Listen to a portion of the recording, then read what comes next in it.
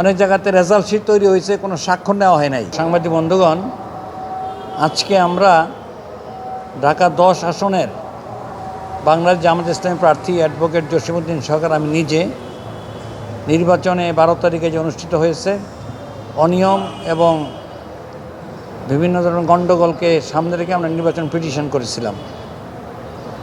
ব্যাপক অনিয়মের কথা উল্লেখ করে পিটিশনটা আজকে হিয়ারিংয়ের জন্য ব্যালট পেপার কাউন্টিং অনিয়ম ছিল। অনেকগুলি ব্যালটের মধ্যে এজেন্টকে বের করে দেওয়া হয়েছে। অনেক জায়গাতে রেজাল্ট শিট তৈরি হয়েছে, কোনো স্বাক্ষর নেওয়া হয় নাই। ধানের শীষেরও স্বাক্ষর নাই, দাঁড়িপাল্লারও স্বাক্ষর নাই, সব বের করে দিয়ে রেজাল্ট তৈরি করেছে নিজেরা মিলে। এই সমস্ত অভিযোগে আমরা নির্বাচনের মামলা করেছিলাম।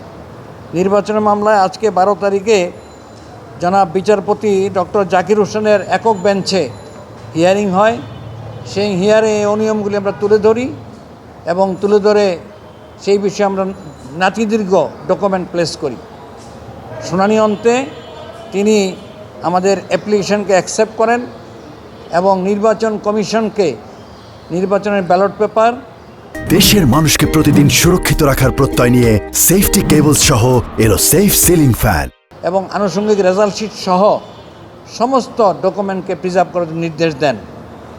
এবং আমরা আশা করছি যে যদি এই ব্যালট পেপার যথাযথভাবে কাউন্ট হতো এবং রেজাল্ট তারে ভিন্ন হতো, আমি প্রায় রাত 8টা পর্যন্ত নির্বাচনের কাউন্টিংয়ে এগিয়েছিলাম, অনেকগুলি আসনে এগিয়েছিলাম।